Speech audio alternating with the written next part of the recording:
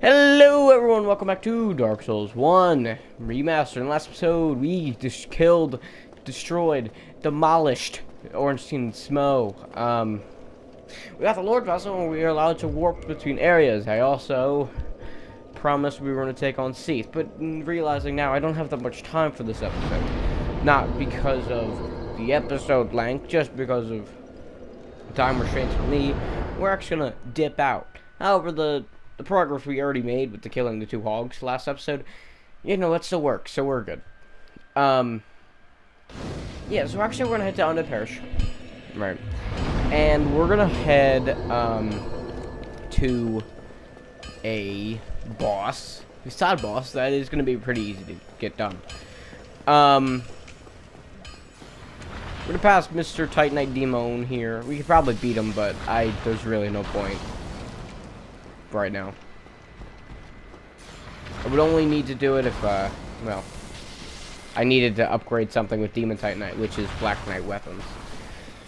And we're gonna run all the way to, over here.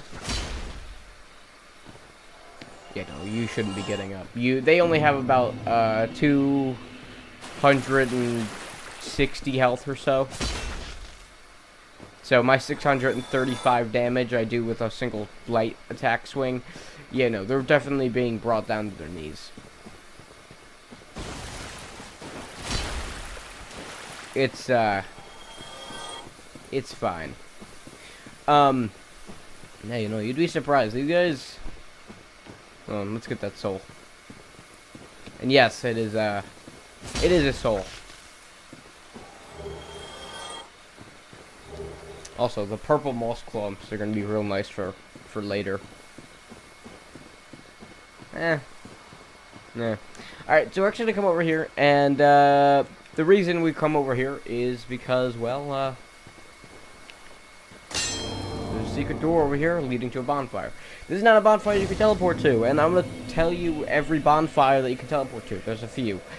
This is not a bonfire you can teleport to, and you really shouldn't need to, because it's really easy to run here. But rather than going through this big door, because we can't quite yet, we need an item that costs us 20,000 souls. We're actually coming to the side path, which leads to more side paths. Come over here. Each time you see a bush like this, just know that it's an evil bully. Okay. You're welcome to kill these guys before actually getting this item here. I'm gonna do that, but you can just pick the item up. They'll all pop up at once. They're really not that difficult enemies, so, you know, go for it, I guess. There's really not much other than that. Then we come over here. Yeah, no, it's a very weird fog wall, but it doesn't lead to a boss or anything. It leads over here, which happens to have new enemies and a new little side area. Yeah, no, this is a tree that is an enemy. At first glance, you probably wouldn't notice that.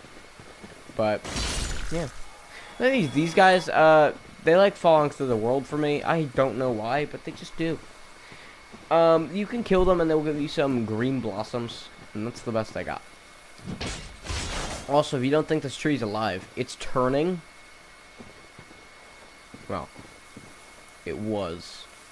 But it's moving, and you can see by its feetsies, or more by its roots, that it's moving.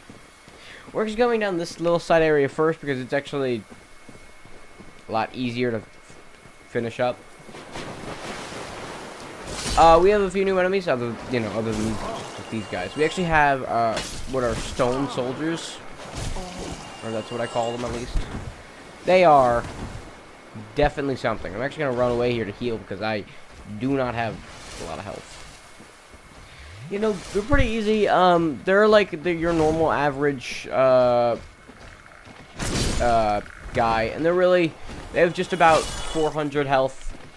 They do have a magical ability that is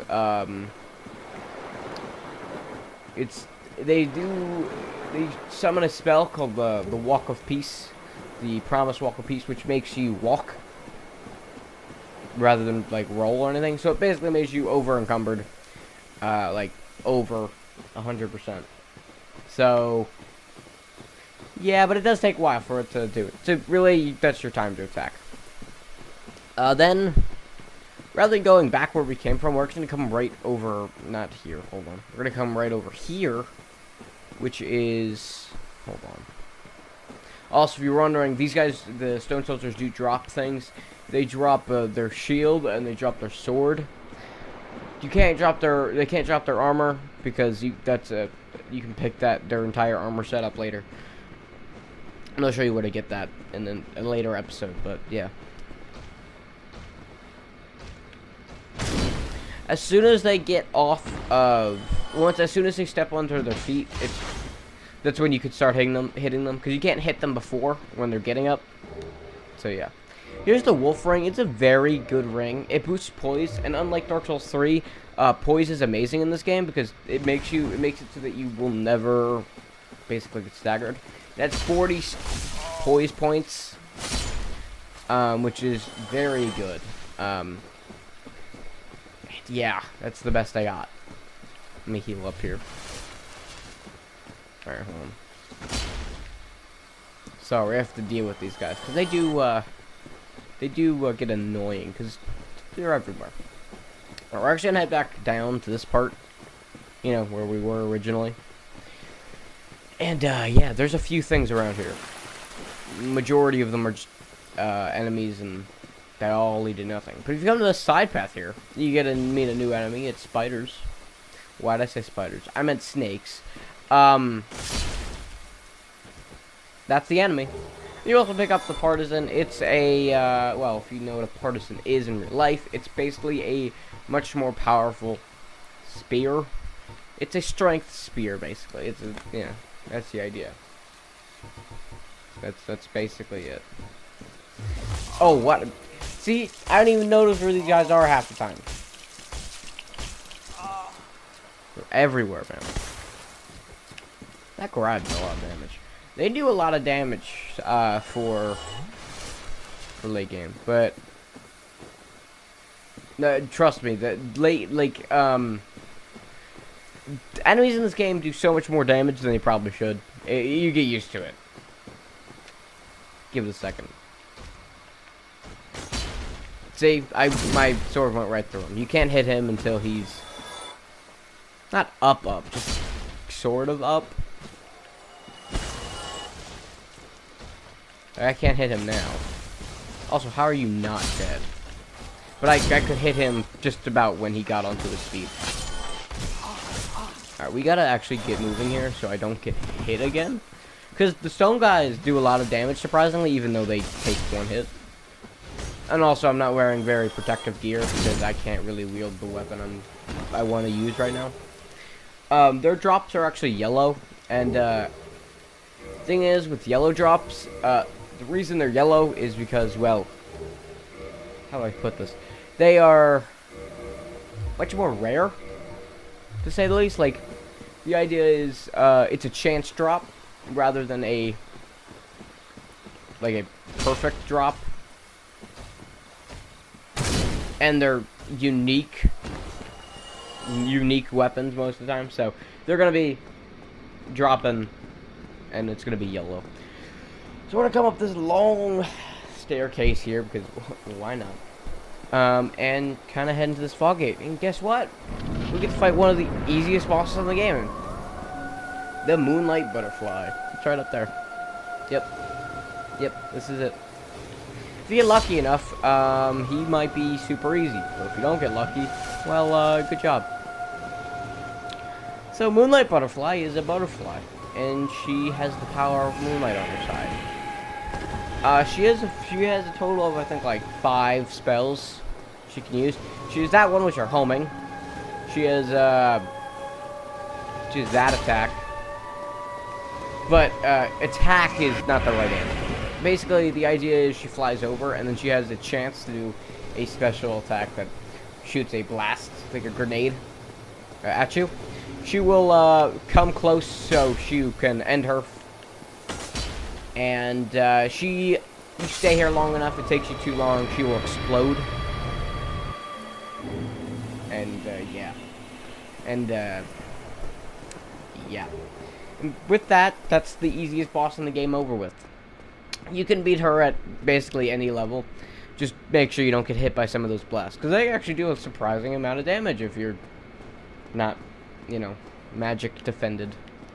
We're going to head up another bunch of staircases here, and reach up here. If you did not have the Master Key, this is how you're going to get from to Taurus Demon to the forest much easier, with the Watchtower basement key. You get Divine Ember and you get Homeward Bone. We actually have not had an Ember yet, I don't believe. Unless we have, and I don't remember it. But I believe this is the first Ember we've gotten. Yeah, definitely. So, Embers, because I don't believe I'll explain this. Embers are something that allows you to boost your weapon up more. There are 4 blacksmiths in the game, and you can give them all embers. However, Andre, you can give the most embers too, because he is, well, the most default. That's the best way I could put it. We're actually gonna... there's no real reason. He's the most default. I believe there are like 10 or 12 embers in the game. Each one of them does something different. Or really, 6 of them do something different, and then the other 6 are like a boosted version of that. So, we have the Divine Ember, but then every Ember has a better version of it. So, this is the Divine Ember. A large Divine Ember, which we'll be finding later. Which, again, I won't be using. I don't know why I said again, but we won't be using. It's a larger version of it, allowing us to upgrade it fully. And then normally there is a third type of Ember that is like a side path of that. The idea is, let's say you go up the Divine Path. Perfect. You know what? That's perfect. The Divine Path, you can go from, if you get the Ember, you can go from +1 to +5, and then if you get the large Ember, you get from +6 to +10, and then if you get a Dark Ember, which hopefully I can find as well, it will allow you to make a side path off of Divine that will make it Occult blank weapon +1 to +5. And they will normally just take the same materials, it's just, you know, it's whatever. Sadly, we weren't really caring about that because, well, we more or less have a broken weapon, as known as the Black Knight stuff. So, yeah. But, you know, for normal weapons like the Claymore or the Zweihände, you can actually upgrade them all the way up to +15 in this game, which is different compared to the others. You can put it to level 10 Divine and that kind of jazz. So, yeah. We actually do a butt ton of damage, which is like awesome. Alright.